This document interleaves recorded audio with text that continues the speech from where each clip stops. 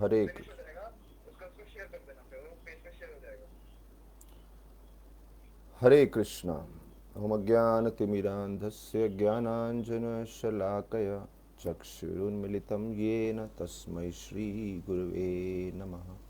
नमः ओं विष्णुपादाय कृष्णपृष्ठाय भूतले श्रीमते भक्तिवेदान्तस्वामिनिति नामिने। नमस्ते सारस्वते देवे गौरवाणी प्रचारिणे निर्विशेष शून्यवादी पाश्चात्यादेशतारिणे। जय श्री कृष्ण चैतन्य प्रभु नित्यानंद श्री अद्वैत गदाधर श्रीवासादि गौर भक्त वृंद। हरे कृष्ण कृष्ण कृष्ण हरे हरे, हरे राम राम राम हरे हरे। हरे कृष्णा। तो सभी भक्तों का स्वागत है, सभी औरंगाबाद भक्तों का स्वागत है इस संडे कार्यक्रम में।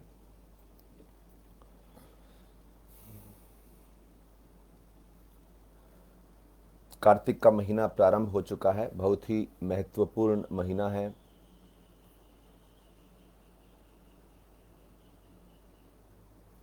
ऐसा कहते हैं कि भगवान बद्ध जीवों की स्थिति देखते हुए समय समय पे सेल लगाते हैं, डिस्काउंट ऑफर लगाते हैं।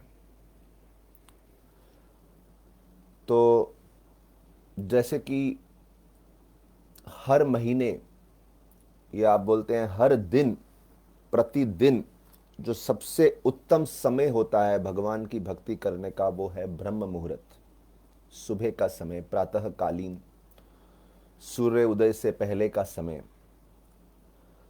उसी प्रकार से हर महीने में जो 2 दिन हैं सबसे महत्वपूर्ण, वो हैं एकादशी के।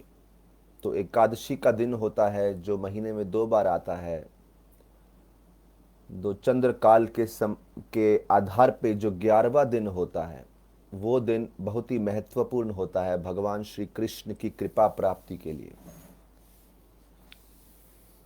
और उसी प्रकार से पूरे साल में 4 महीने आते हैं, चतुर्मास, श्रावण भाद्र अश्विन कार्तिक। वो 4 महीने बड़े महत्वपूर्ण होते हैं भजन इत्यादि करने के लिए, साधना करने के लिए। और उनमें से भी ये कार्तिक का महीना जो है, जो प्रारंभ हो गया है, कल पूर्णिमा थी, तो अगर पूर्णिमा गणना से देखेंगे तो कार्तिक का महीना प्रारंभ हुआ पूर्णिमा के आधार पे। तो ये जो एक महीना है भक्ति के पोषण के लिए बहुत महत्वपूर्ण माना जाता है। और इनकी अधिष्ठात्र देवी जो है श्रीमती राधा रानी, तो श्रीमती राधा रानी के संरक्षण में ये जो मंत्र है बहुत महत्वपूर्ण है। इस वर्ष 2 महत्वपूर्ण महीने आ गए। कुछ समय पहले अधिक मास संपूर्ण हुआ 16 अक्टूबर को, जो कि लगभग 2.5-3 साल में एक बार आता है, जिसे पुरुषोत्तम मास में बोलते हैं, जो अध्यात्म प्रगति के लिए बहुत महत्वपूर्ण है। और अभी 15 दिन भी पूरे नहीं हुए और अभी कार्तिक मास प्रारंभ हो गया। तो एक दृष्टि से 2020 जो है बहुत ही कठिन समय गया है, जो कोविड महामारी कोरोना की वजह से, और अनेक संकट आए हैं समाज पे, हर देश में। लेकिन साथ ही साथ 2020 में ये 2 प्रमुख महीने हैं, विशेष रूप से अधिक मास अभी समाप्त हुआ और अभी कार्तिक मास प्रारंभ हो गया। तो काफ़ी लोग भक्ति में बहुत समय दिए हैं, भक्ति का पोषण करने में बहुत कथाएं सुने हैं, बहुत शास्त्र अध्ययन किए हैं, बहुत नाम जप किए हैं, तो उस तरह से उसका लाभ भी लिए हैं। तो ब्रह्मा जी बोलते हैं, तत्ते नुकंपा सुसमीक्षमान भुंजान एवात्म कृतम विपाकम। एक प्रामाणिक वैष्णव जो है वो हर स्थिति में भगवान की विशेष अनुकंपा और कृपा को देखता है, और हर स्थिति में भगवान की कृपा को देखते हुए कृतज्ञता अर्पण करता है। ऐसी हर वैष्णव की मनोस्थिति होनी चाहिए। तो जबकि एक दृष्टि से इतनी महामारी, इतनी बीमारी, इतना सब हो गया, लेकिन साथ ही साथ और विशेष रूप से आर्थिक रूप से भी कहीं परिवारों को, कहीं व्यक्तियों को बहुत कठिनाई हुई। साथ ही साथ भक्त देखते हैं कि कैसे इस काल में भक्ति और उत्तम तरीके से की जाए और भगवान की भक्ति में और अच्छे से केंद्रित हुआ जाए। जब तक जीव प्रकृति के बारे में, बद्ध जीव जो है प्रकृति के बारे में अत्यधिक चिंतन करेगा, इस भौतिक जगत के बारे में, तब तक पीड़ित रहेगा। जब अपनी शक्तियों के बारे में चिंतन करेगा तो भी पीड़ित रहेगा, क्योंकि बद्ध जीव बहुत छोटा है। अक्सर जो मोटिवेशनल स्पीच इत्यादि देते हैं, एक बड़ा सुंदर पॉइंट बोलते हैं कि कभी भी अपनी खामियों से, अपनी कमियों से हताश मत होना। Do not be distressed by your own weaknesses. अपनी कमजोरियों से हताश मत होना। तो जब ऐसा बोलते हैं कि अपनी कमियों से हताश मत होना, लेकिन ये इतना आसान नहीं है। विशेष रूप से जो व्यक्ति हमेशा सेल्फ में एब्जॉर्ब्ड है, अपने आप में ही एब्जॉर्ब्ड है, वो बहुत जल्दी हताश हो जाता है अपनी कमियों से और अपनी जीत से बहुत जल्दी उत्साहित, एक्साइटेड हो जाता है, उत्तेजित हो जाता है, और दोनों ही उसके दुख का कारण बनते हैं। लेकिन जो बद्ध जीव भगवान के बारे में ज्ञान प्राप्त करता है, वो अपने में एब्जॉर्ब ना होके भगवान में एब्जॉर्ब होता है। और क्योंकि वो अपने में एब्जॉर्ब ना होके भगवान में एब्जॉर्ब होता है, उसके पास दुख का कोई कारण नहीं रहता, क्योंकि वो ये तो समझ ही चाहता है कि हम तो बहुत तुच्छ हैं, बहुत इनसिग्निफिकेंट हैं, हमारा कोई सिग्निफिकेंस ही नहीं है। और जब कोई चीज बहुत छोटी होती है, स्वाभाविक है वो इस जगत के, एक बड़ा कुछ भवंडर आया तो उसके प्रभाव से हिल जाती है, अपने स्थान से हट जाती है, ये बहुत स्वाभाविक है। तो इस प्रकार से इस जगत में कभी कभी दुख आएगा तो हम बड़े इमोशनल, बड़े भावुक हो जाएंगे, कभी सुख आएगा तो बड़े उत्तेजित हो जाएंगे। तो ऐसा प्रभाव हमारे ऊपर होता रहता है, क्योंकि हम छोटे से जीव हैं, बद्ध जीव, अणु हैं। कभी कभी कुछ भक्त बोलते हैं अपने दुख को छुपाना चाहिए, ज्यादा दर्शाना नहीं चाहिए, आंसू आए तो रोना नहीं चाहिए अत्यधिक। लेकिन साथ ही साथ एक भाव है कि हमें वो बनने की जरूरत नहीं है जो हम नहीं हैं। हम जिस स्तर पे हैं, हमारा जो आध्यात्मिक विकास हुआ है, उसी स्तर पे अपने आप की पहचान करनी चाहिए कि हम किस स्तर पे हैं। हमको अपने से एडवांस्ड डिवोटी की नकल नहीं करनी है, उनके पद चिन्हों पे चलना है। और पद चिन्हों पे चलना मतलब क्या होता है, उनके चरण चिन्हों पे चलना क्या होता है, वॉकिंग इन देयर फुटस्टेप्स, कि ज्यादा से ज्यादा भगवान में एब्जॉर्ब होने की कोशिश करो। हम बार बार प्रकृति के प्रभाव में आ जाते हैं, उस चीज से हताश नहीं होना कि अरे हमारी प्रगति नहीं हो रही, हम विकास नहीं कर रहे। हम जिस भी परिस्थिति में हैं, एडवांस्ड हैं, नहीं एडवांस्ड हैं, जैसे भी हैं, हमारे अंदर कमियां हैं, हमारे अंदर क्रोध है, द्वेष है, लस्ट है, प्राइड है, अहंकार है, वासना है, इत्यादि है, ठीक है। लेकिन जितना हो सके भगवान के गुणगान में मग्न हो जाएं, तो कोई भी दुख का कारण नहीं रह जाएगा, चाहे हम जितने ही नीचे हों। इसका वर्णन 11वें स्कंद में आता है, 20वें अध्याय के 27-28 श्लोक में बड़ी सुंदरता से बताया है। जब भगवान उद्धव जी से उद्धव गीता में वार्तालाप कर रहे हैं, तो शुद्ध भक्ति के बारे में बताते हैं। बोले शुद्ध भक्त कौन है? शुद्ध भक्त वो है, यहां पे एक दृष्टिकोण दिया है, किस व्यक्ति को भी शुद्ध भक्त बोला जा सकता है। बोले शुद्ध भक्ति के बारे में बताया है, जो व्यक्ति अंदर से पूर्ण रूप से, हृदय से शुद्ध नहीं हुआ है, बार बार प्रयास करने पर भी अपने इंद्रियों को संयम करने में विफल हो जाता है, हार जाता है, लेकिन फिर भी उत्साह नहीं छोड़ता भगवान का गुणगान करने का। यह नहीं सोचता कि भक्ति काम नहीं कर रही, क्योंकि भक्ति का नाम ही यही है कि हम इंद्रियों पे विजय प्राप्त करें या ना करें, लेकिन हर परिस्थिति में भगवान का गुणगान करते रहे। तो ये बड़ी सुंदर बात है। देखिए, हम अक्सर सुनते हैं सुख और दुख में भगवान का गुणगान करें, तो वो तो बाहरी सुख या दुख की बात है, लेकिन यहां बात कर रही है अंदर से हमारा इंद्रियों पे संयम नहीं है, बार बार हमारे अनर्थों के प्रभाव में आ रहे हैं, लेकिन फिर भी सेवा में लगे रहते हैं। ये नहीं बोलते कि अरे भक्ति काम ही नहीं कर रही। दैट इज एंथुजियाज्म, उत्साह। और ये शक्ति आती है भगवान के गुणों के बारे में चर्चा करके।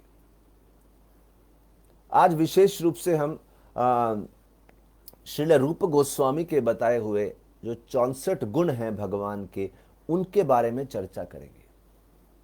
क्योंकि जैसे हमने बताया, ये डिस्काउंट का महीना होता है, लेकिन ये महीना किसके लिए है? ये डिस्काउंट का जो काल है, कार्तिक हो या अधिक मास हो जाए, जिसमें अत्यधिक कृपा उपलब्ध है। भगवान दोनों हाथ फैला के बोल रहे हैं, आइए थोड़ा सा भक्ति करें, उसका हजारों गुना लाभ मिलता है, जो साधारण काल में उतनी आसानी से नहीं मिलता।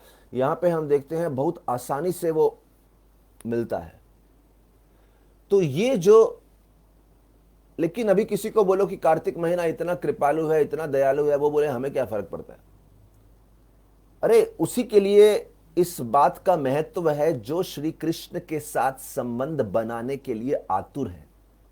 जिसको श्री कृष्ण में इंटरेस्ट ही नहीं है, उसको क्या फर्क पड़ता है कार्तिक हो या श्रावण हो या अधिक मास हो। अभी अधिक मास को ही ले लीजिए। अधिक मास मल मास कहा जाता है, जहां पे भौतिक प्रगति के लिए कोई लाभ नहीं है, भौतिक कोई कर्मकांड पद्धति के लिए कोई लाभ नहीं है, लेकिन भक्ति के लिए अत्यधिक लाभ है। तो इसका मतलब ये सब महीने जो हैं उसी के लिए महत्वपूर्ण है, जिसको कृष्ण से संबंध जोड़ना है। और जहां तक कृष्ण से संबंध जोड़ने की बात आती है, उसकी आतुरता तभी प्राप्त होगी जब श्री कृष्ण के गुणों के बारे में जानेंगे। क्योंकि अगर श्री कृष्ण के गुणों के बारे में ही नहीं जानेंगे, तो श्री कृष्ण से रिश्ता स्थापित करने की बात ही किधर होती है। इसलिए हमारा एक बहुत ही फेवरेट सेक्शन है जो भक्ति रसामृत सिंधु में श्री कृष्ण के गुणों के बारे में वर्णन किया गया है। 64 गुण बताए हैं भगवान के, और एक एक गुण बड़ा ही अद्भुत है, वो चिंतन करने योग्य है। और जितना उसके बारे में पढ़ेंगे उतनी हमारी नाम रुचि बढ़ती है, उतनी हमारी अहंकार से मुक्ति होती है, उतनी हमारी जो भक्ति की प्रगाढ़ता है वो बढ़ती है। जो किसी भी व्यक्ति के प्रति आकर्षित होते हैं उसके गुण देख के।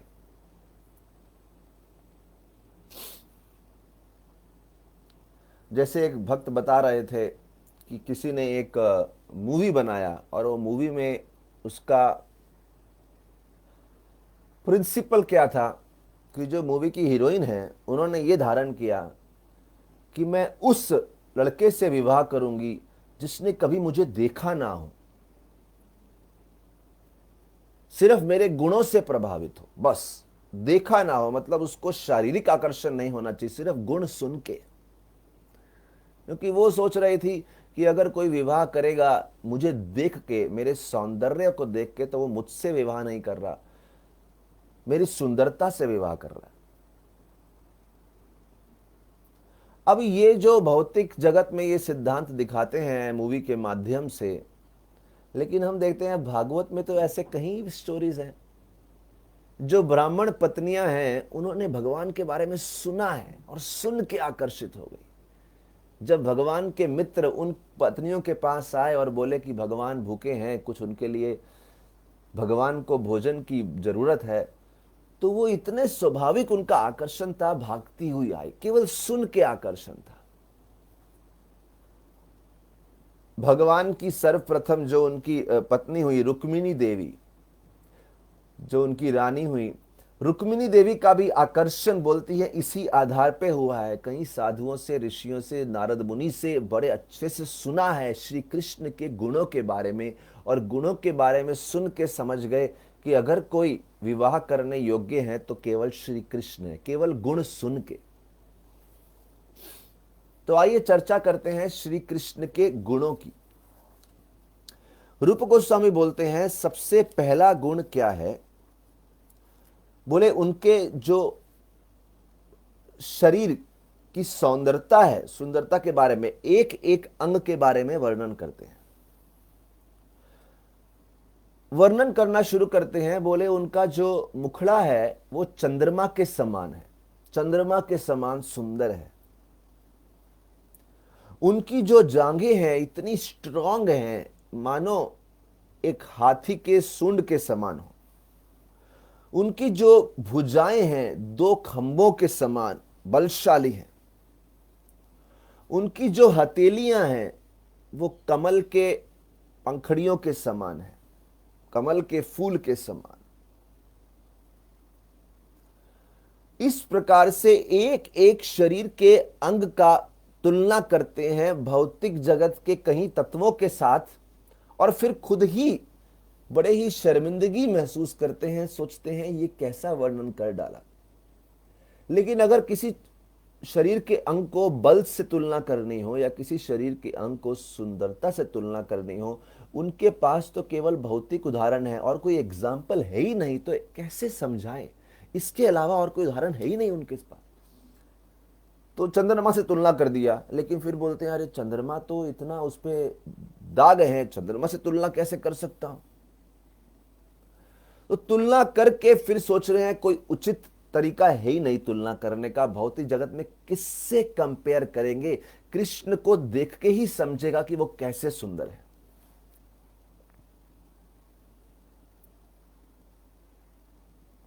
फिर बोलते हैं दूसरा, उनके शरीर पे बहुत सारे मंगलमय चिन्ह हैं, ऑस्पिशियस कैरेक्टरिस्टिक्स। और उनको देख के सोच रहे हैं इनके शरीर पे ऐसे ऐसे मंगलमय चिन्ह हैं। मेरे को आश्चर्य हो रहा है कि ऐसा व्यक्ति, उनके चिन्हों को देख के लग रहा है कि ये कोई साधारण व्यक्ति नहीं है, कोई महान शक्ति है। ऐसे महान शक्ति एक वैश्य के घर में, एक नंद महाराज के घर में, ग्वाले के घर में कैसे पैदा हो गए? अरे इनका प्राकट्य चलो होता क्षत्रिय के घर में होता, ब्राह्मण के घर में होता, एक नंद महाराज के घर में हो गया। ये क्या अजीब बात है, एक ग्वाला बन के आ गए। और रूप के बारे में ही वर्णन करते हुए तीसरा वर्णन बोलते हैं रुचिर, जिनको देखने में खूब आनंद आए। तो उदाहरण देते हैं रूप गोस्वामी, जब महाराज युधिष्ठिर राजसूय यज्ञ कर रहे थे, राजसूय यज्ञ करते समय महाराज युधिष्ठिर के यहां काफी सारे ऋषि मुनि साधु सभी आए थे। और जैसे ही श्री कृष्ण का आगमन हुआ और श्री कृष्ण उस सभा में प्रवेश किए, प्रवेश करते ही बोलते हैं उसी समय सारे के सारे ऋषि एक साथ एक ही बात बोले। सबके मुख से एक ही समय एक ही वाक्य सबके मुख से प्रकट हुआ। वो क्या था? सभी बोले कि देखो जो सृष्टि करता है, सृष्टि करने वाले रचेता हैं, ब्रह्मा जी हैं, लगता है उन्होंने सृष्टि करने की अपनी सारी कलाकारी, सारी दक्षता कृष्ण का रूप बनाने में लगा दी। देखिए इस समय कृष्ण को एक मानव के दृष्टि से देख रहे हैं जिनकी सृष्टि ब्रह्मा जी ने की है, और बोले अपने सृष्टि करने की सारी कला थी वो इनमें लगा दी। ऐसी खूब रचना की है श्री कृष्ण की। बोले इनके शरीर जो हैं 8 भागों से कमल के फूल के समान है। उनका मुखड़ा, उनकी 2 आंखें, नेत्र, उनके 2 हथेलियां, उनके चरण कमल के समान है, 2 चरण, और उनकी नाभि। ऐसा सुंदर है श्री कृष्ण का रूप। और फिर चौथा वर्णन रूप गोस्वामी करते हैं, केवल सुंदर ही नहीं है, मंगलमय चिन्ह ही नहीं है, रुचिर नहीं है, चौथा गुण है इफल्जेंट, बहुत ही तेजमय है, बहुत ही तेज प्रकट हो रहा है श्री कृष्ण के रूप से।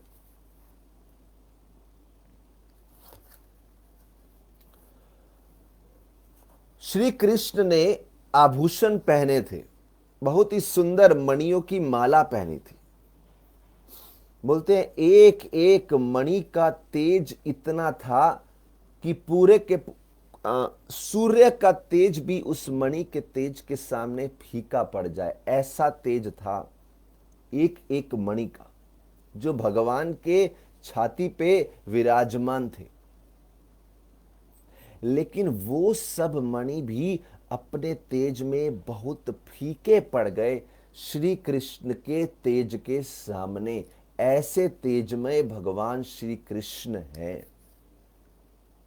श्री रूप गोस्वामी वर्णन करते हैं, एक एक मणि के सामने सूरज का तेज फीका पड़ जाए, लेकिन वो मणि फीके पड़ गए श्री कृष्ण के तेज के सामने। इतने फीके पड़ गए जैसे सूरज के तेज निकलता है तो सारे के सारे तारे फीके पड़ जाते हैं, मानो है ही नहीं, उनका एग्जिस्टेंस ही समाप्त हो जाता है। इतने इफल्जेंट। छठा गुण वर्णन करते हैं रूप गोस्वामी, बोलते श्री कृष्ण बलियान, वेरी वेरी स्ट्रांग, बहुत बलशाली हैं। एक बार एक गोपी, एक वृद्ध गोपी दूसरे को आशीर्वाद दे रही थी और आशीर्वाद देते हुए बोलती हैं कि देखो श्री कृष्ण ने जब अरिष्टासुर का सामना किया, देखिए अरिष्टासुर जो है एक असुर हुआ जो श्री कृष्ण को मारने के लिए आया था, जिसके बारे में हम डिटेल वर्णन अगले हफ्ते करेंगे। लेकिन वो अरिष्टासुर जब ये मारने आया तो भगवान की तरफ दौड़ता हुआ आया और भगवान ने सीधा बोले फेस टू फेस सामना किया। और अरिष्टासुर जो एक पर्वत के आकार का था, उस अरिष्टासुर को इतनी आसानी से उठा लिया, इतनी आसानी से उठा लिया मानो जैसे कि कोई व्यक्ति किसी कॉटन के पीस को उठा लेता है।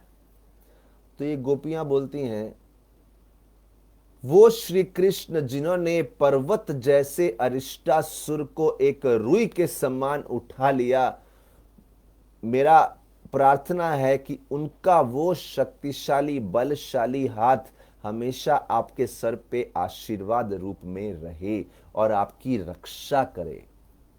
बहुत महत्वपूर्ण है ये वाक्य, क्योंकि जीवन में कभी कभी बहुत संकट आते हैं और कुछ संकट ऐसे होते हैं कि पहाड़ के समान होते हैं, पर्वत के समान होते हैं।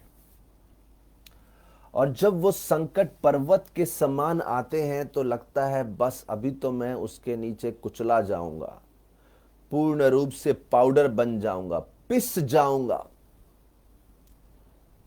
लेकिन यहां बोल रहे हैं वही अरिष्टासुर जैसे बड़े बड़े शक्तिशाली संकट भगवान श्री कृष्ण के हाथ के आशीर्वाद के सामने कॉटन जैसे तुच्छ बन जाते हैं, मामूली बन जाते हैं। उनसे डरने की जरूरत नहीं है।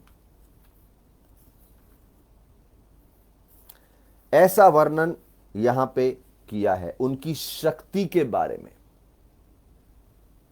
इसलिए बार बार बद्ध जीव को स्मरण दिलाना पड़ता है श्री कृष्ण की शक्ति के बारे में, क्योंकि बार बार बद्ध जीव भौतिक जगत के संकटों को देख के घबरा जाता है। विशेष रूप से कुछ संकट सच में पर्वत के समान लगते हैं। इसीलिए भागवत में कई सारे ऐसे श्लोक आए हैं। जैसे एक श्लोक आता है, उसमें बताया है कि कैसे अगर कोई व्यक्ति भगवान श्री कृष्ण के चरणों का आश्रय ले ले, वो चरण एक ऐसी नाव है, भगवान श्री कृष्ण के चरण, they are like such a boat, एक ऐसी नाव है, अगर उनका आश्रय ले लिया जाए तो ये भौतिक जगत जो एक समुद्र है, बड़ा समुद्र जिसमें कहीं तिमिंगिला मछलियां हैं, ऐसी तिमिंगला, बड़ी बड़ी शार्क मछलियां जो बड़ी आसानी से निगल जाती हैं, खा जाती हैं, स्वेलो कर जाती हैं, उन ऐसी उपस्थिति में कैसे हम भवसागर को पार कर पाएंगे।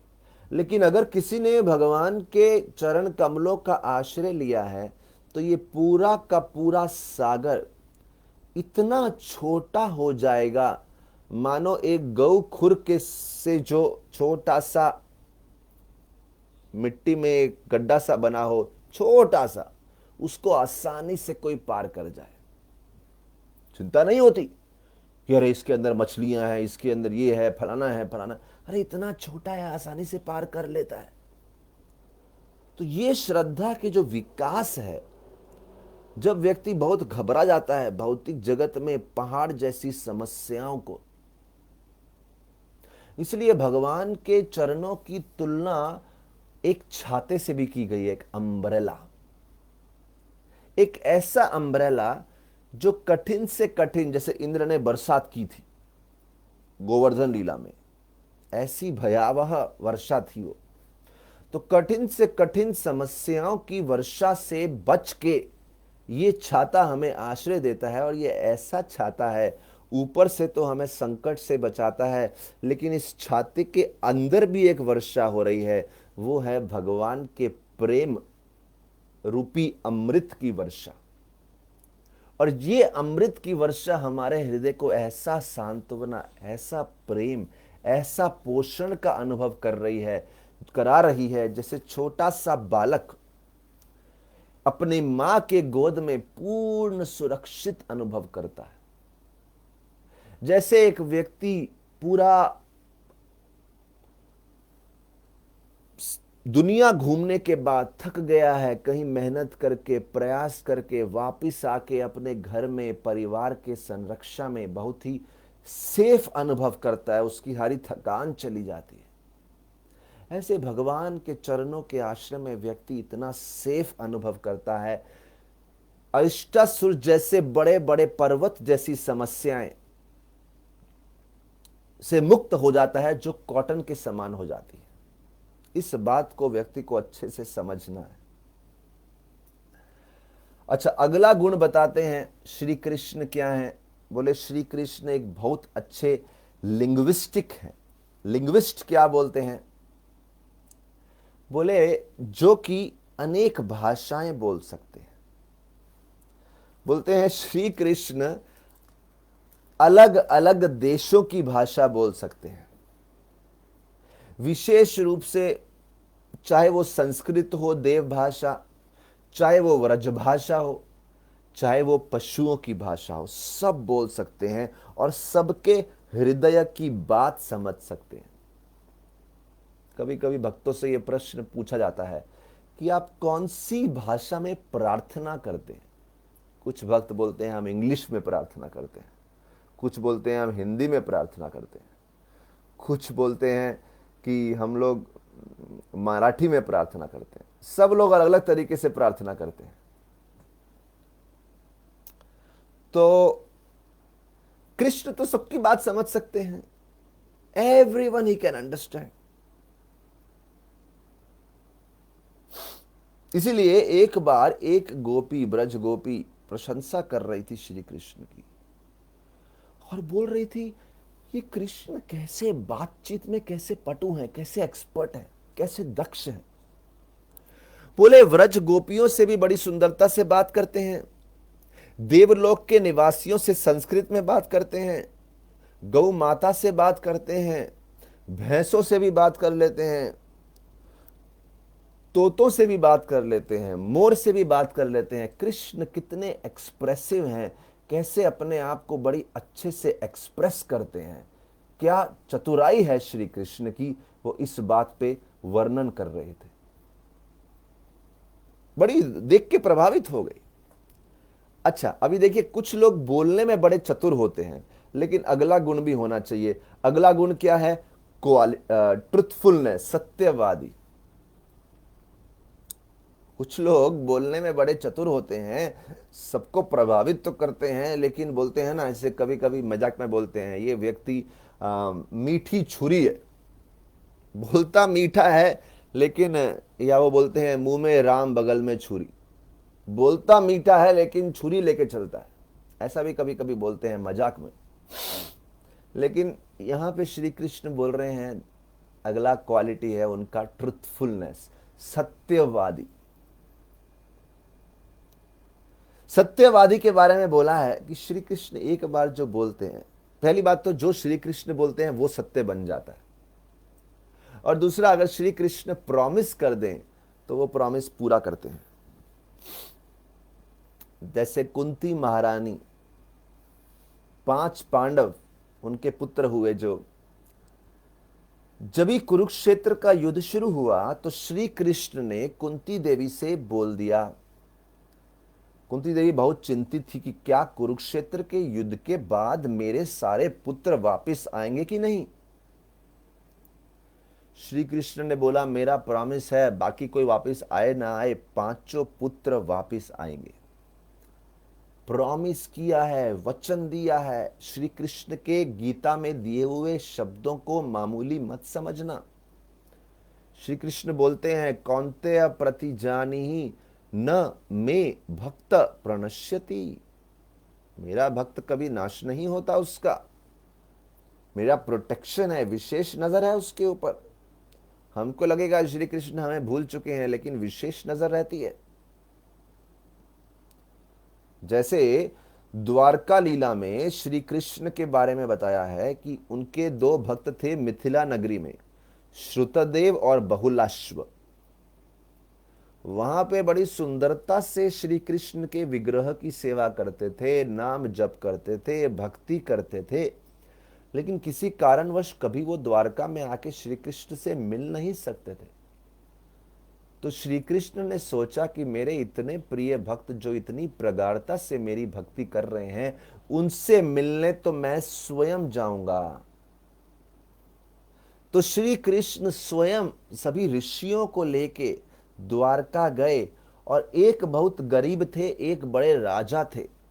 बहुलश्व राजा हैं, श्रुतदेव गरीब हैं, लेकिन दोनों के घर गए और दोनों से प्रेम का आदान प्रदान, उनका सत्कार, उनका आतिथ्य स्वीकार किया। श्री कृष्ण नहीं भूलते। श्री कृष्ण जब ही द्वारका लीला समाप्त करके पृथ्वी से अपने धाम की तरफ प्रस्थान कर रहे थे, तो उस समय भी उनको बद्रिक आश्रम के ऋषियों के बारे में ध्यान था, और उद्धव जी को बोला, मैं वहां पे नहीं जा पाया, आप जाइए। तो कृष्ण की नजर सभी भक्तों पे रहती है। कृष्ण अपने भक्तों को दिया हुआ प्रॉमिस पूरा करते हैं। तो कृष्ण ने कुंती को बोला कि मैं 5 पुत्र को लेके आऊंगा। जब 5 पुत्र वापस आए कुरुक्षेत्र के बाद, युद्ध के बाद, तो कुंती महारानी बोलती हैं, ऐसा दिन शायद आ जाए कि सूरज ठंडा पड़ जाए, ऐसा दिन शायद आ जाए कि सूरज ठंडा पड़ जाए, ऐसा दिन शायद आ जाए कि चंद्रमा जो ठंडक देता है वो सूरज की तरह गर्मी देना शुरू कर दे। लेकिन कृष्ण तो ऐसा विपरीत हो सकता है, लेकिन कृष्ण अपना वचन पालन करने में विपरीत नहीं हो सकते। जैसा बोले हैं वैसा करेंगे, ऐसा श्री कृष्ण का प्रॉमिस है। ट्रुथफुल, सत्यवादी हैं। इसीलिए अगर किसी से सच में प्रेम का रिश्ता स्थापित करना है तो केवल श्री कृष्ण है, और किसी से करके कोई फायदा नहीं, क्योंकि व्यक्ति जितना भी करना चाहे अंत में उसके अंदर कुछ ना कुछ कमियां होंगी, क्योंकि जीव अणु है, भगवान विभु हैं। उसी प्रकार से दूसरा उदाहरण आता है सत्यवादी का कि श्री कृष्ण भीम और अर्जुन के साथ जरासंध से मिलने गए। देखिए, श्री कृष्ण को राजसूय यज्ञ में इनविटेशन आया था, आमंत्रण। साथ ही साथ जरासंध के यहां लगभग 20,000 राजा बंदी बने थे, उन्होंने भी बोला था हमारी रक्षा कीजिए। तो श्री कृष्ण राजसूय यज्ञ में गए, लेकिन वहां पे बात हुई कि युधिष्ठिर महाराज राजसूय यज्ञ तभी कर सकते हैं अगर सभी के सभी राजाओं के ऊपर विजय प्राप्त कर ली हो। तो चर्चा हुई जरासंध के यहां जाना पड़ेगा। तो जरासंध जो बहुत दान करते थे, अभी देखिए ये भी बड़ी सुंदर बात है, जरासंध को दानी व्यक्तियों में कहा गया है, ब्राह्मण को दान देने में चूकते नहीं थे। तो ऐसी कई बातें शास्त्रों में आती हैं। रावण थे, शिव जी के बड़े उपासक थे, यहां पे जरासंध हैं, दान देने में कहीं नहीं चूकते। तो बाहरी दृष्टि से तो ये बहुत ही धार्मिक लोग लग रहे हैं, चाहे वो रावण हो या जरासंध हो, लेकिन ये धर्म का पालन किस चेतना से कर रहे हैं, उस कारण से इनकी गणना असुरों में होती है, राक्षसों में होती है। तो ये बड़ा महत्वपूर्ण पॉइंट है कि जस्ट बिकॉज कोई मंदिर जा रहा है, उपासना करता है, व्रत का पालन करता है, दान इत्यादि करता है, जरूरी नहीं उसकी गणना पुण्य आत्माओं में होगी। भौतिक पुण्य थोड़ा बहुत जरूर कमा लेता है, लेकिन अंत में उसकी गणना असुरों में होगी अगर उसकी चेतना सही नहीं है। और प्रभुपाद जी स्पष्ट कैटेगराइजेशन करते हैं, जो कृष्ण के प्लान के अनुसार चलता है वो देव, और जो कृष्ण के प्लान के विरुद्ध चलता है वो असुर। सिंपल। भगवत गीता में 16वें अध्याय में इसका वर्णन बड़े स्पष्टता से सिंपल कैटेगराइजेशन कर दिया, ऐसा श्रेणीकरण किया है, जो इस प्रकार से देव, जो ऐसा असुर। बाकी आप चाहे दान करो, मंदिर जाओ, घंटियां बजाओ और मंदिर में जाके और ऐसा कुछ भी करना करिए, व्रत कीजिए, अनुष्ठान कीजिए, यज्ञ कीजिए, चेतना क्या है आपकी? अगर चेतना कृष्ण के प्लान से विरुद्ध जाने की है तो ऐसा व्यक्ति असुर हो गया। जरासंध दान दे रहे हैं तो कृष्ण ने सोचा चलो हम ब्राह्मण का रूप लेके जाते हैं। रूप तो ब्राह्मण का लिया कृष्ण, भीम, अर्जुन, लेकिन जब जरासंध के सामने आए तो जरासंध के सामने युद्ध करने से पहले बता ही दिया, देखो हम ब्राह्मण नहीं हैं, ये भीम है, ये अर्जुन है, मैं कृष्ण हूं। सत्य बोल ही दिया। ऐसे ही अगर आप प्रभु रामचंद्र की लीला देखेंगे, रामायण में कुछ समय पहले दशहरा का उत्सव था, तो हम चर्चा कर रहे थे कि प्रभु रामचंद्र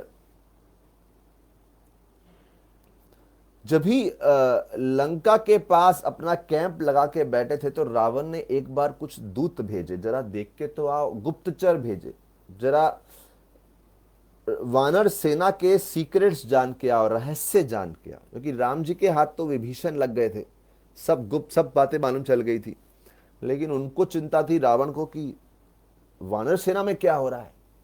तो एक समय की बात है, जब ये गुप्तचर आए तो वो बड़े छुप के वानर का वेश लेके घूम रहे थे। विभीषण ने पहचान लिया, विभीषण उनको पकड़ के रामचंद्र के पास लेके आए। रामचंद्र ने बोला क्या चाहिए आपको? हमारी सेना का निरीक्षण सर्वेक्षण करना है, जाओ देखो, अच्छे से देखो, जहां जाना है देख लो, और सब कुछ जाके रावण को बता दो। देखिए छुपाता कौन है? जिसके हृदय में कोई दोष रहता है। जिसके हृदय में दोष नहीं है, जिसके हृदय में कमजोरी नहीं है, वो छुपाएगा नहीं। इसीलिए डरता वो है जिसने कुछ पाप किया। जिसने कुछ पाप नहीं किया उसके हृदय में डर नहीं रहता।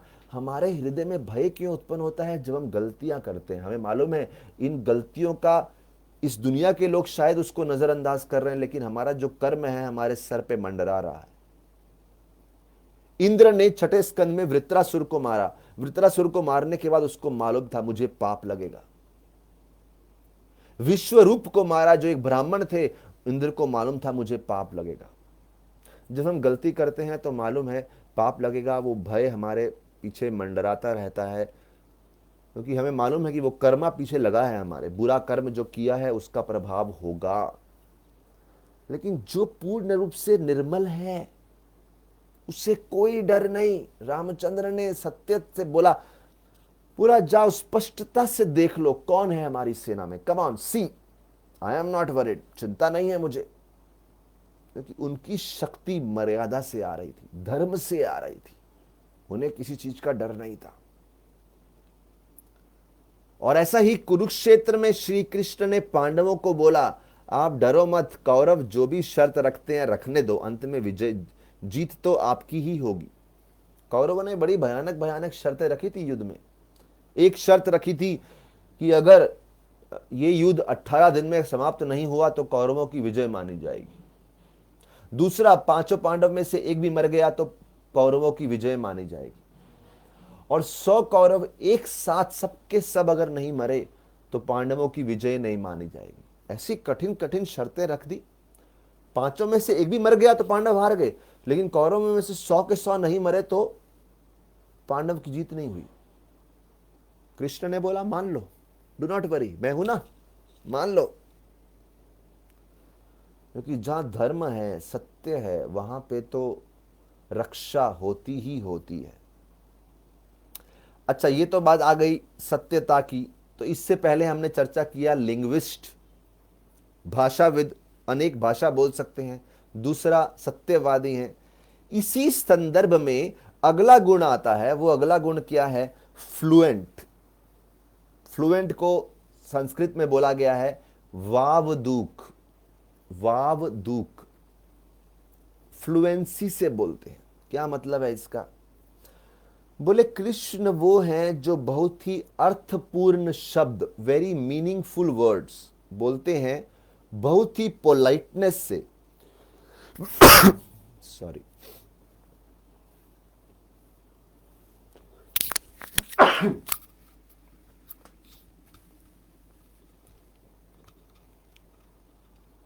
बोले बहुत ही पोलाइटनेस से बोलते हैं और बहुत ही अच्छे गुणों को दर्शाते हुए बोलते हैं, नम्रता से। तो अर्थपूर्ण शब्द बहुत ही नम्रता से अच्छे गुणों के साथ जो बोले जाएं, उन्हें बोलते हैं वावदूक। और साथ ही साथ बहुत कम शब्दों में बहुत सारे अर्थों को व्यक्त कर दे, बहुत कम शब्दों में। यह भी बड़ी महत्वपूर्ण बात है। उदाहरण आता है, श्री कृष्ण नंद महाराज से वार्तालाप कर रहे थे। श्री कृष्ण जब ही नंद महाराज से वार्तालाप कर रहे थे, किस समय? जब ही गोवर्धन पूजा करवानी थी और इंद्र पूजा बंद करवानी थी।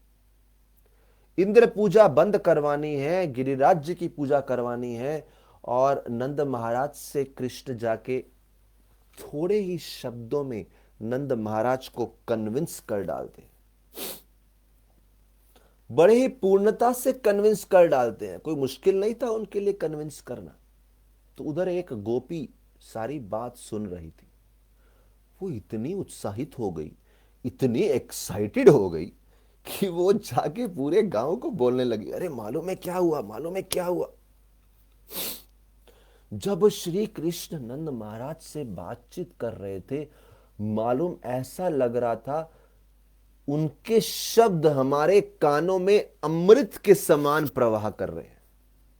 मानो अमृत उड़ेल रहे हो, अमृत डाल रहे हो कानों में। ऐसे शब्द थे, एक एक शब्द। देखिए, यह बात बड़ी महत्वपूर्ण है। जब हम कभी कभी आप देखेंगे कोई मीटिंग्स में बैठे हैं, कोई चर्चा हो रही है, इष्ट गोष्ठी हो रही है, कोई उत्सव कैसे करना है, कोई मैनेजमेंट कैसे करना है, तो उस मीटिंग के लिए बोलते हैं अरे मीटिंग में ये वाला एजेंडा जरूर प्रस्तुत कर देना। लेकिन बोलते हैं आपको ये एजेंडा प्रस्तुत करने के लिए केवल 5 मिनट मिलेंगे। तो कुछ लोग परेशान हो जाते हैं, अरे 5 मिनट में कैसे प्रस्तुत करूं, मुझे तो कम से कम आधा घंटा चाहिए। या अगर सपोज करो किसी को आधा घंटा दिया हुआ है, वो बोलता है अरे मुझे तो 1 घंटा चाहिए, लेकिन चलो आधा घंटा तो दिया। लेकिन जब मीटिंग शुरू होती है तो अंत में बोलते हैं अरे माफ करना, टाइम कम है, आपको आधे घंटे की बात 15 मिनट में ही प्रस्तुत करनी है। तो वो व्यक्ति और परेशान हो जाता है, क्योंकि ये भी एक कला है, कम समय में अपनी बात को इतनी सुंदरता से कह डालना कि सारा का सारा मीनिंग कन्वे हो जाए। इसके लिए श्री कृष्ण की शक्ति चाहिए। श्री कृष्ण आशीर्वाद करें तो ही व्यक्ति कर सकता है। क्योंकि श्री कृष्ण के गुणों में से एक गुण है। वो गुण क्या बताया है? ये बताया है कि वो थोड़े ही शब्दों में अपनी पूर्णता से बात कह देते हैं, साथ ही साथ उद्दंडता से नहीं कहते। ये भी एक बात है। अगर मीटिंग हो रही है, 10 लोग बैठे हैं मैनेजमेंट करने के लिए, कभी कभी एक व्यक्ति अपना बात बोलते हुए बड़ी ऊंची वाणी में बोलता है, बड़ी उद्दंडता से बोलता है, बड़े घमंडता या एक प्रकार से एरोगेंस से बोलता है, क्योंकि उसको डर रहता है मेरी बात स्वीकार करेंगे कि नहीं। यहां पे श्री कृष्ण ने बात स्वीकार करवानी तो है, समय कम है, शब्द कम है, साथ ही साथ नम्रता है, अच्छे गुणों को दर्शा रहे हैं, पिता के साथ उद्दंडता से बात नहीं कर रहे, साथ ही काम करवा भी लिया। तो आप देखेंगे अक्सर समाजों में झगड़ा क्यों होता है, लोगों को अपनी बात कन्वे करनी नहीं आती, कम्युनिकेशन करना नहीं आता। कृष्ण से सीखिए कम्युनिकेशन कैसे करते हैं। और कृष्ण की वाणी को की महिमा सबसे उत्तम तरीके से कौन कर सकता है? उद्धव जी। क्यों? देखिए, कोई व्यक्ति किसी फॉर्मल जगह पे जाके, जैसे सपोज करो मंदिर में आके मीठी वाणी बोले, वो तो ठीक है, लेकिन घर पे कैसा बोलता है, ऑफिस में कैसा बोलता है?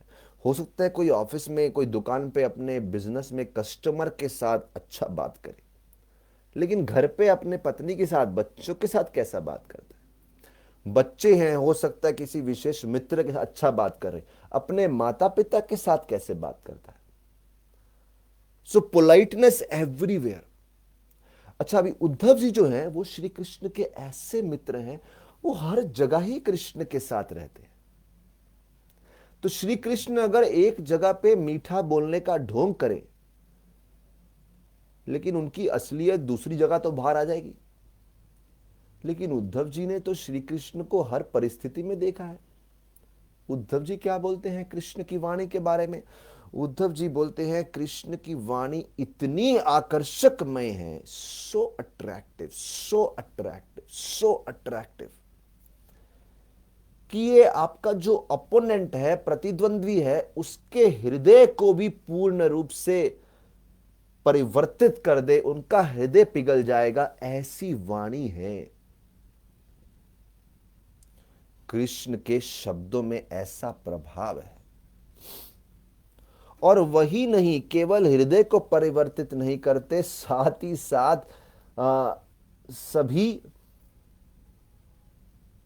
बोलते हैं केवल हृदय को परिवर्तित नहीं करते, साथ ही साथ सभी प्रश्नों का सॉल्यूशन जो है इमीडिएटली सॉल्व कर देते हैं, सभी प्रश्नों का उत्तर मिल जाता है।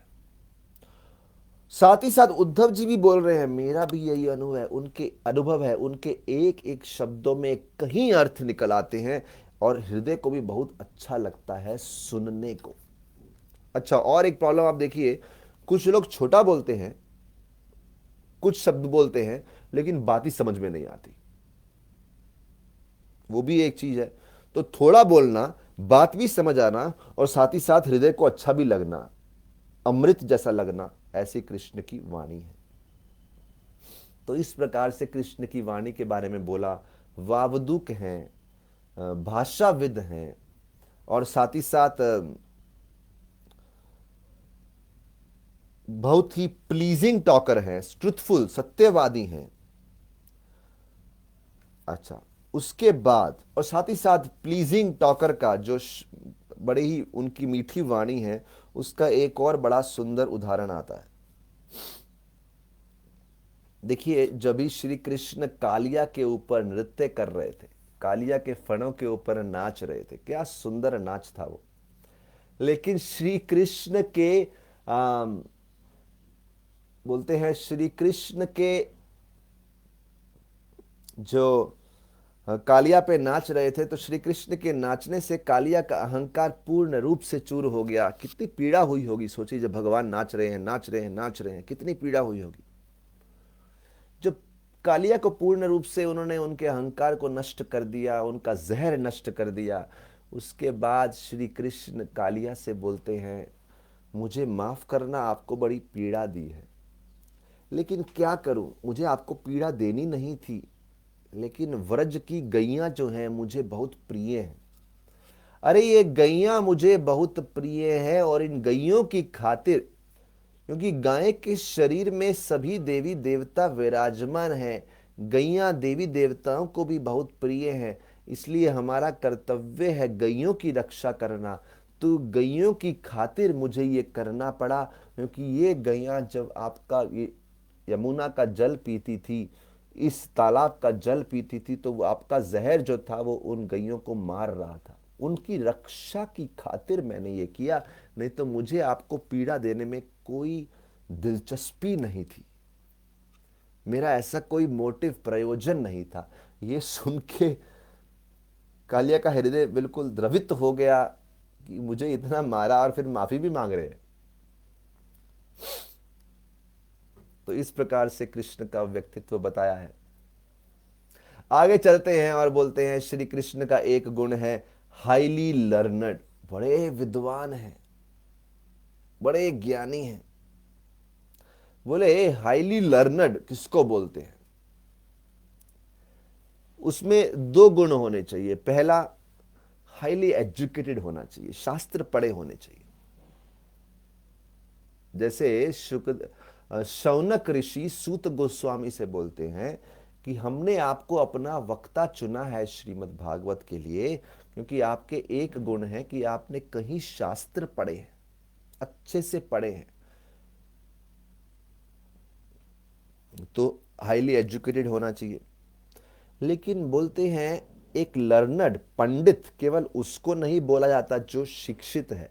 पंडित और शिक्षित दो अंतर हैं। केवल हाईली एजुकेटेड, शिक्षा प्राप्त किया है, उससे व्यक्ति पंडित नहीं होता। दूसरा गुण क्या होना चाहिए? नैतिक सिद्धांतों का भी पालन करना चाहिए, यानी moral principles should be followed. नैतिकता का पालन करना चाहिए।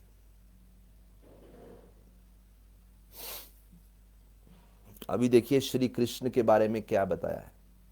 ये दोनों पॉइंट क्या श्री कृष्ण के व्यक्तित्व में उतरते हैं या नहीं? तो पहला बताया है कि क्या कृष्ण शिक्षित हैं? अरे बहुत शिक्षित है।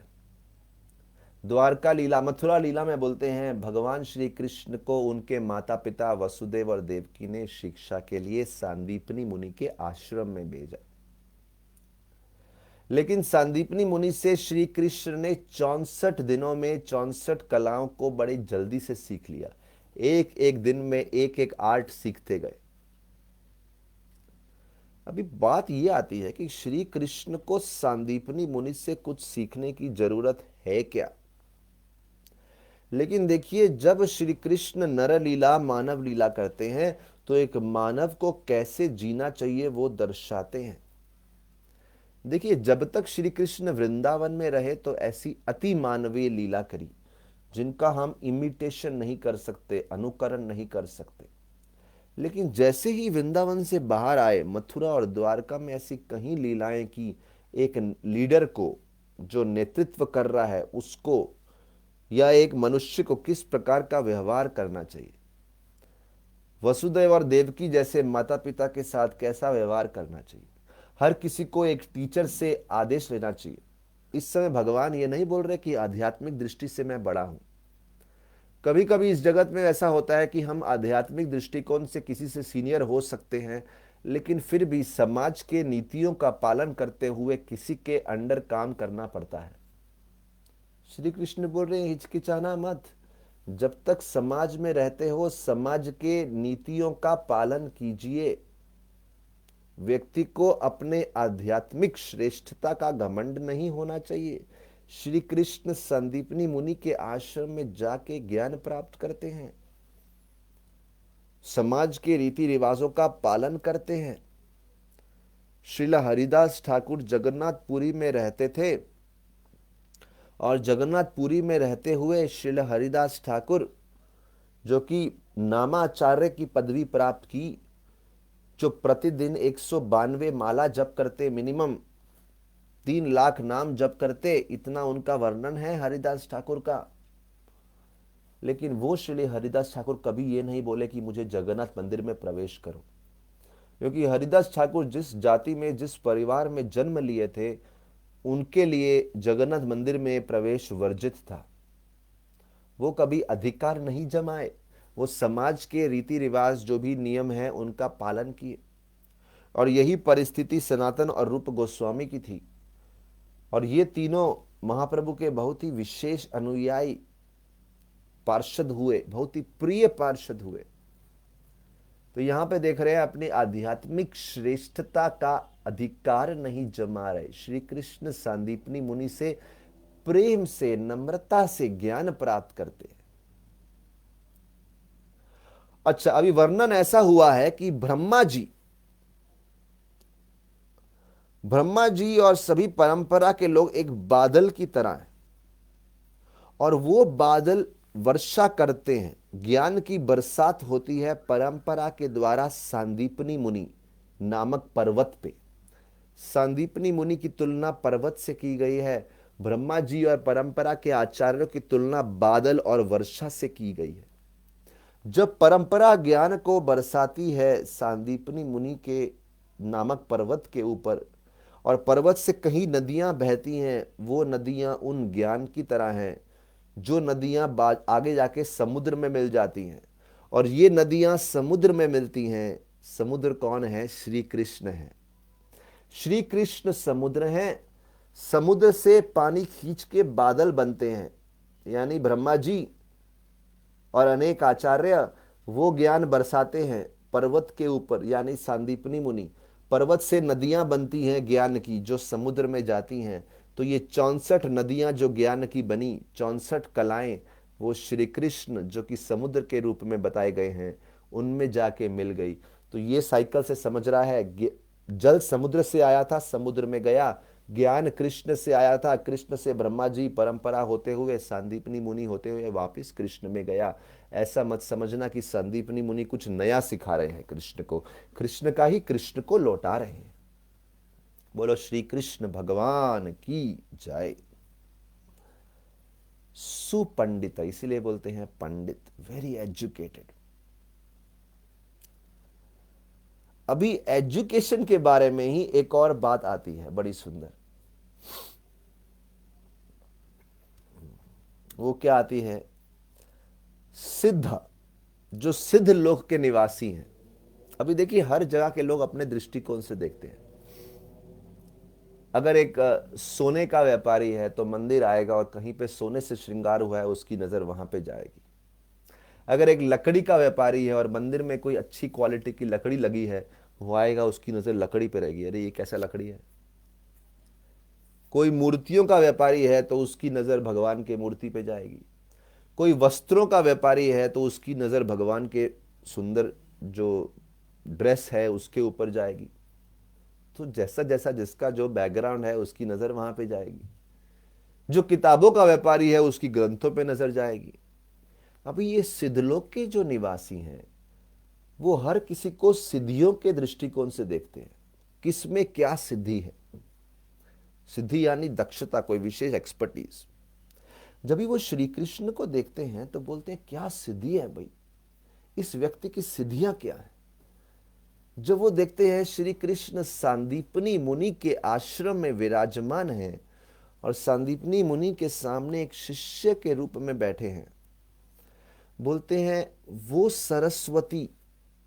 सरस्वती देवी जो 14 प्रकार के ज्ञान रूपी आभूषणों से सुसज्जित है, जिनकी बुद्धि 4 वेदों से पूर्ण है,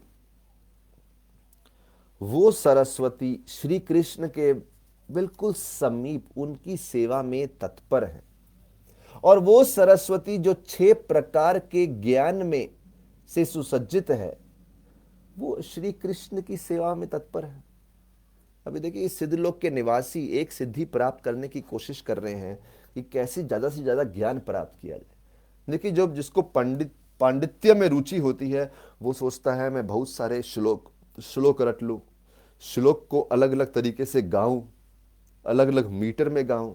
इसे जो कीर्तन में रुचि रखते हैं, वो हमेशा ढूंढते रहते हैं नया नया कोई नया ट्यून मिल जाए हरे कृष्णा कीर्तन गाने के लिए। शायद उनमें से कुछ लोगों को श्लोक याद करने में रुचि नहीं होगी, लेकिन उनको ट्यून में रुचि है। किसी को शास्त्रों में रुचि है, शायद उसको ट्यून याद करने में रुचि ना हो सकता है। ये सिद्धलोक के निवासियों को सरस्वती में सिद्धि प्राप्त करने में रुचि है, और देख रहे हैं ये सारी सिद्धियां कृष्ण की सेवा में तत्परता से मौजूद हैं। क्या बात है। चाहे वो न्याय हो, व्याकरण हो, ज्योतिष हो, कुछ भी हो, सब तत्पर है। ऐसे हैं श्री कृष्ण का पांडित्य।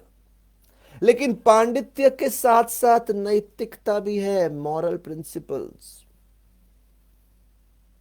प्रिंसिपल्स भी हैं। केवल शास्त्रिक ज्ञान नहीं है।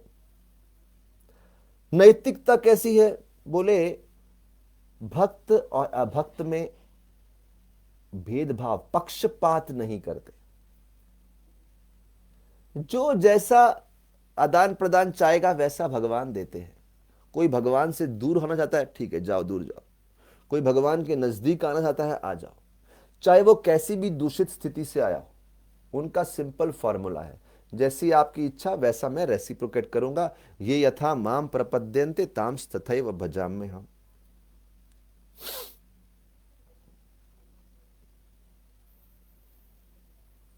इस प्रकार से मॉरलिटी में वो कभी छोटे नहीं पड़ते। देखिए जब भी नरकासुर का वध करना था, तो नरकासुर जो है वो भगवान वराहदेव के पुत्र हुए, भूमि देवी द्वारा, भौमासुर भी बोलते हैं। उस समय भगवान ये नहीं सोचे कि अरे ये किसी अवतार में मेरा पुत्र हुआ है, लेकिन अभी असुर है, इसका दंड देना चाहिए, इसको दंड देंगे। तो नैतिकता है, ये नहीं सोचते कि दंड देते समय कोई पार्शियलिटी होनी चाहिए, ये अपना है ये पराया है। नहीं, दंड, बुरा किया तो दंड मिलेगा। कितना अच्छी बात है, देखिए कितनी अद्भुत बात है। क्योंकि इस जगत में शिक्षा तो व्यक्ति प्राप्त कर ले, लेकिन नीति का पालन आसानी से नहीं कर सकता। नीति पालन बड़ा भारी पड़ता है, लेकिन भगवान नीति में कभी चूकते नहीं।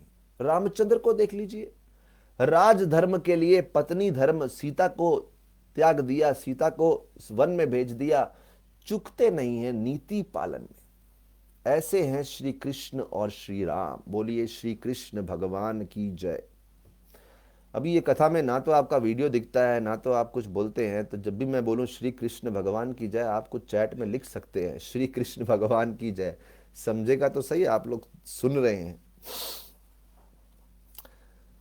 तो बड़ा ही अद्भुत गुण है भगवान के। आगे चलते हैं। देखिए 64 गुण हैं, अभी हमारे मुश्किल से 10 या 11 गुण हुए हैं।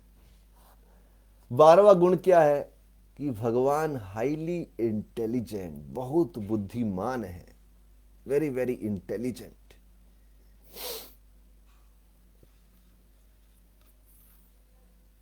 बोलते हैं इंटेलिजेंट किसको बोलते हैं? अगली बार कभी किसी को बुद्धिमान संबोधित करते हुए सोच लेना कि वो व्यक्ति इंटेलिजेंट, या कोई अगर आपको इंटेलिजेंट बोले, दूसरे को जज नहीं करना चाहिए, कोई आपको इंटेलिजेंट बोले, सोच लेना क्या ये गुण है कि नहीं। पहले तो हमने देखा हाईली लर्नड, पंडित किसको बोलते हैं? जिसके अंदर नैतिकता हो, शास्त्रीय ज्ञान हो। अभी बात हो रही है इंटेलिजेंट, बुद्धिमान किसको बोलते हैं? जिसकी मेमोरी पावर बहुत स्ट्रांग हो, शार्प मेमोरी। और केवल वही नहीं, साथ में फाइन डिस्क्रिशन भी होना चाहिए। Discretion, what is discretion? Discretion मतलब सही और गलत की पहचान। इसीलिए बोलते हैं भागवत पढ़ने से सही गलत की पहचान होती है और व्यक्ति एकनिष्ठ हो जाता है। क्या एकनिष्ठ हो जाता है? एकनिष्ठ हो जाता है कि किस मार्ग का पालन करूं मैं, नहीं तो व्यक्ति कंफ्यूज रहेगा। तो sharp memory plus fine discretion बहुत जरूरी है इंटेलिजेंट कहे जाने के लिए। देखिए जब भी श्री कृष्ण मथुरा में थे और उनके ऊपर जरासंध का आक्रमण हुआ 17वीं बार, और साथ ही साथ उसी समय कालयवन का भी आक्रमण हुआ। अभी कालयवन ऐसी जाति थे कि थे, भगवान ने सोचा मैं इनको स्पर्श नहीं करूंगा, मैं इसको मारूंगा नहीं। कालयवन का सामना कृष्ण स्वयं करना नहीं चाहते थे। तो श्री कृष्ण ने क्या किया? श्री कैसे ही कालयवन मथुरा के नजदीक आए, श्री कृष्ण वहां से निकल लिए दूसरी जगह पे, और श्री कृष्ण वहां से किसी दूसरी दिशा में चले गए और श्री कृष्ण आगे जा रहे हैं और ऐसे लग रहा था श्री कृष्ण चल रहे हैं और उनके पीछे काले यवन जोर से भाग रहे हैं, भाग रहे हैं, भाग रहे हैं, फिर भी श्री कृष्ण को स्पर्श नहीं कर पा रहे, श्री कृष्ण को छू नहीं पा रहे। देखिए, पीछे भाग रहे हैं काले यवन, लेकिन श्री कृष्ण को छू नहीं पा रहे। क्यों ऐसा? क्योंकि जब तक कृष्ण चाहेंगे नहीं, पकड़े नहीं जा सकते।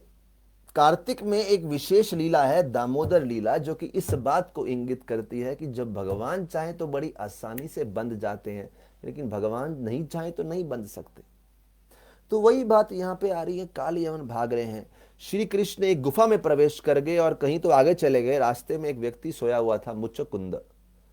काल यवन को लगा ये कृष्ण सोए हुए हैं। काल यवन ने जोर से लात मारी, मुचकुंद उठ गए और मुचकुंद को वरदान मिला था कि अगर कोई आपकी नींद को डिस्टर्ब करेगा तो आपकी आंखों की दृष्टि पड़ते ही वो व्यक्ति जल के भस्म हो जाएगा। मुचकुंद की दृष्टि पड़ने से काल यवन भस्म हो गए। श्री कृष्ण जानते हैं हमेशा मुझे करने की जरूरत नहीं है, भक्तों को श्रेय देते हैं, टीम के द्वारा करवाते हैं।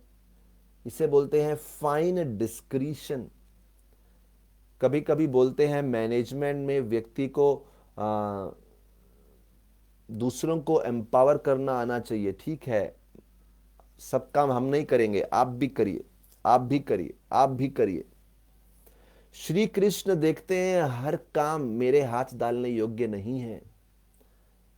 श्री कृष्ण स्वयं नहीं करते। जहां वृंदावन में असुरों को मारा, स्वयं अपनी शक्ति का प्रदर्शन करते हुए व्रज भक्तों से प्रेम था, लेकिन काले यवन के मुंह क्यों लगना? उसको मुचकुंद के हाथों मरवा दिया। अनटचेबल किंग, ये अनटचेबल है। ऐसे ही भक्त को समझना चाहिए कौन सा कार्य उसके करने योग्य है और कौन सा कार्य किसी और से करवा सकते हैं, क्योंकि भक्त को अपने सत्व गुण का नाश नहीं करना चाहिए। अगर किसी कार्य करते समय रजोगुण और तमोगुण बहुत बढ़ता है, दूर हट जाओ। कृष्ण की शक्तियों से कोई और कर डालेगा उसको, किसी और से करवा लो,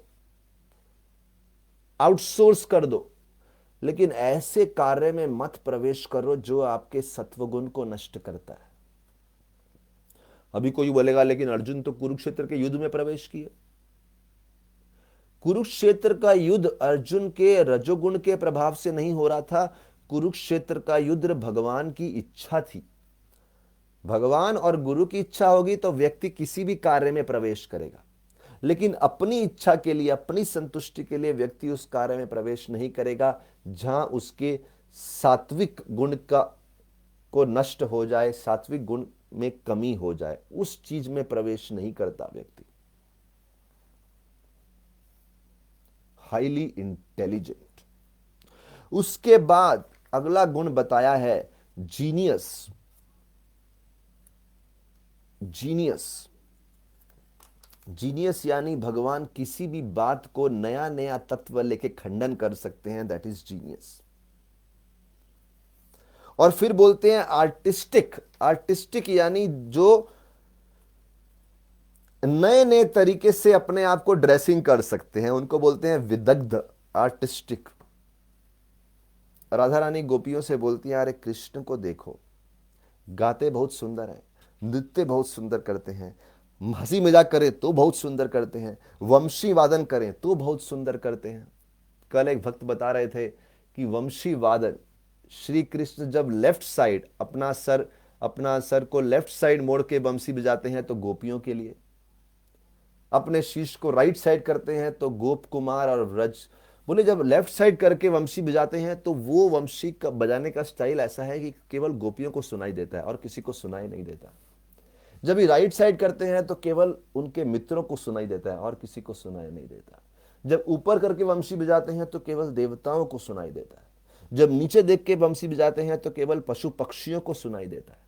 इसलिए वृंदावन में आप देखेंगे टेर कदम के पास, टेर कदम में जब भी वंशी वादन करते हैं भगवान, तो वंशी वादन इस प्रकार से करते हैं कि एक एक गैया को उनका नाम सुनाई देता है।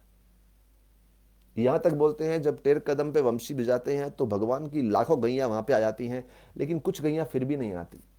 क्योंकि उनकी इच्छा है कि भगवान में अपने मुख से स्पेसिफिकली उनका नाम लें। तो फिर भगवान वंशी रख के उनका नाम पुकारते हैं, हे यमुने, गंगे, ऐसा करके नाम पुकार के उनको बुलाते हैं। लेकिन भगवान का वंशी बजाने का स्टाइल भी है एक। बोले जब सामने देखते हैं तो समझ जाओ, सामने देख के वंशी बजाते हैं तो लताओं के लिए बजा रहे हैं, वृक्षों के लिए बजा रहे हैं, ट्रीज, क्रीपर्स, वाइन्स, इनके लिए बजा रहे हैं वंशी। तो ऐसा अलग अलग स्टाइल है। और फिर राधा रानी गोपियों से बोलती हैं, ना ही अच्छा गाते हैं, ना ही अच्छा नृत्य करते हैं, साथ ही साथ अच्छा अच्छा हास्य करते हैं, वंशी बजाते हैं, और जब वस्त्र पहनते हैं तो उसका भी एक अद्भुत स्टाइल है, सबको डिफीट कर देते हैं, कामदेव को डिफीट कर देते हैं।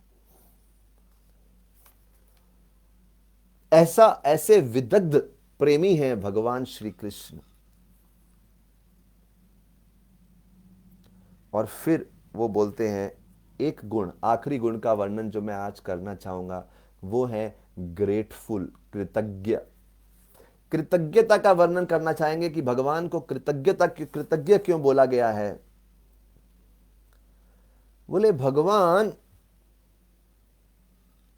कभी भी भक्तों की सेवा को भूलते नहीं हैं, स्मरण रखते हैं, कभी नहीं भूलते भगवान, ऑलवेज कॉन्शियस, सचेत रहते हैं। देखिए हम लोगों में क्या है, किसी का अच्छा किया हुआ भूल जाते हैं, किसी का बुरा किया हुआ हमेशा याद रखते हैं। देखिए इसके लिए तो भगवान के गुण सुनने की भी जरूरत नहीं है, ये तो बहुत ऊंची चीज हो गई, बहुत ऊंची। चाणक्य नीति में ये बताया गया है कि हमें एक मुर्गे से, एक बगुले से सारस, एक कुत्ते से, डॉग से, एक कौवे से, एक गधे से, एस, डोंकी, इन सब से क्या क्या गुण सीख सकते हैं। तो जब चाणक्य नीति में बताया है कि हम डॉग से क्या सीख सकते हैं, बड़ा ही मजेदार चीज है, डॉग से क्या सीख सकते हैं। बोले डॉग के एक गुण है कि डॉग कभी ग्रज नहीं रखता।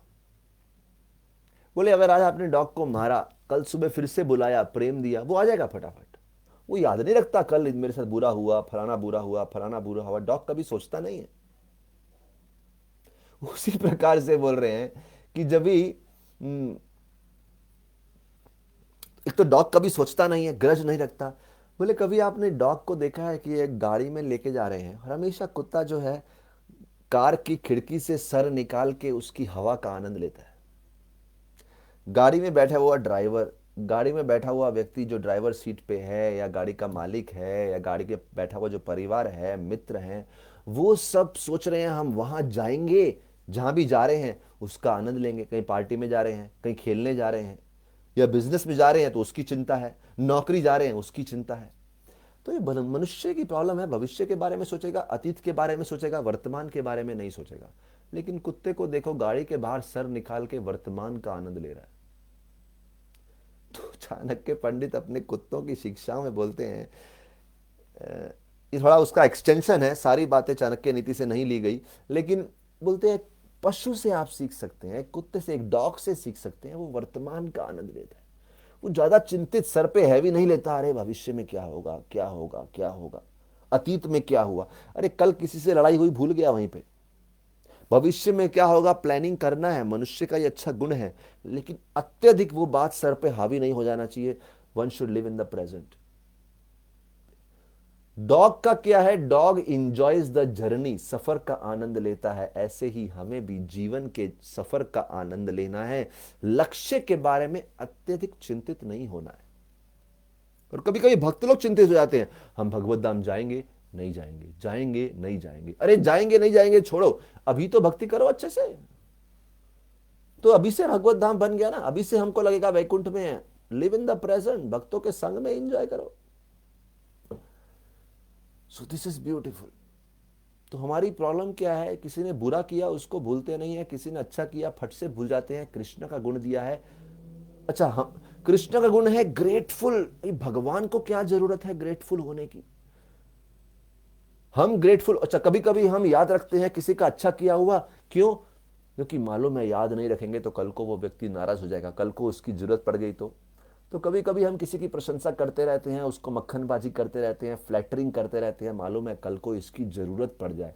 कृष्ण को ग्रेटफुल रहने की क्या जरूरत है? कृष्ण को हमारे भक्ति की चिंतन करने की क्या जरूरत है? कृष्ण को तो हमारी जरूरत ही नहीं है एक दृष्टिकोण से, उनके पास सब कुछ है। Still Krishna is very very grateful, हमेशा सचेत रहते हैं कि भक्त ने मेरी भक्ति में, सेवा में क्या किया है। और इसका उदाहरण है द्रौपदी। द्रौपदी ने एक बार कृष्ण को पुकारा जब उनका वस्त्र हरण हो रहा था, वस्त्र जब भी दुशासन उनको खींच के ले आए कौरवों की सभा में, तो द्रौपदी ने पुकारा, हे कृष्ण हे गोविंद। एक बार पुकारा। श्री कृष्ण रुक्मिणी जी से बोलते हैं कि मैं द्रौपदी को पूर्ण रूप से कृतज्ञ बिक गया, I am sold out to Draupadi. एक बार पुकारा। सोचिए, एक बार पुकारने से ऐसा प्रभाव हुआ, जो व्यक्ति बार बार एवरी डे कृष्ण का महामंत्र के रूप में नाम जप करता है, हरे कृष्ण कृष्ण कृष्ण हरे हरे, हरे राम राम राम हरे हरे, ऐसा व्यक्ति कितना भगवान को प्रिय हो जाएगा। एक बार पुकारने से भगवान को जिसने खरीद लिया, अगर हम रोज भगवान का नाम पुकारें, कार्तिक मंथ में जो श्रीमती राधा रानी का ही महीना है उसमें भगवान को पुकारें, जो श्रीमती राधा रानी कीर्तिदा देवी की पुत्री हैं, वो कीर्तिदा देवी की पुत्री, उनके नाम पे कार्तिक महीना है, उनको पुकारें बार बार, भगवान कितने कृतज्ञ हो जाएंगे। भगवान कभी सेवाओं को भूलते नहीं हैं। और सेवाओं को भूलते नहीं, साथ ही साथ रेसिप्रोकेट करने के लिए मैं एक और गुण लेता हूं। अगला गुण है डिटरमिन्ड, दृढ़ निश्चय। भक्त की इच्छा पूर्ण करने में दृढ़ निश्चय रहते हैं। सत्यभामा ने एक बार डिमांड किया कि मुझे पारिजात वृक्ष चाहिए, भगवान ने बोला ला के देंगे, चाहे उसके लिए गंधर्व, नाग, राक्षस, यक्ष, पन्नगा सबको डिफीट करना पड़े, लेकिन ला के देंगे। ऐसे भगवान श्री कृष्ण की कृतज्ञता है, और ऐसे भगवान कृष्ण डिटरमिन्ड है। साथ ही साथ जब इस शामंतक मणि का एपिसोड हुआ तो जाम्बवन के साथ भगवान ने 28 दिन तक, 28 डेज तक युद्ध किया। भगवान छोड़े नहीं, ठाने हैं शामंतक मणि लेके आएंगे तो लेके आएंगे, छोड़े नहीं जाम्बवन को। तो भगवान एक बार धारण कर ले, प्रॉमिस कर दे, पूरा करेंगे। किसी की सेवा को देख ले, याद रखेंगे, ग्रेटफुल, और साथ ही साथ डिटरमिन्ड, ठान लिया तो पूरा करके रहेंगे। ऐसे हमारे श्री कृष्ण भगवान हैं।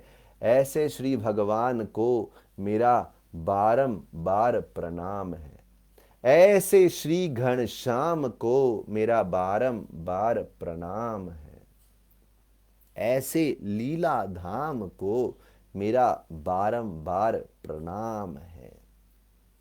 तो इस प्रकार से हम श्री कृष्ण के गुणों का वर्णन, आज की कथा को यहीं विराम देते हैं।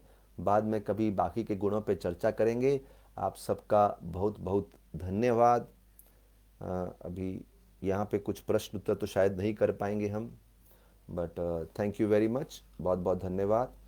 श्रील प्रभुपाद की जय, समवेत भक्त वृंद की जय, श्री कार्तिक मास की जय। हरे कृष्ण।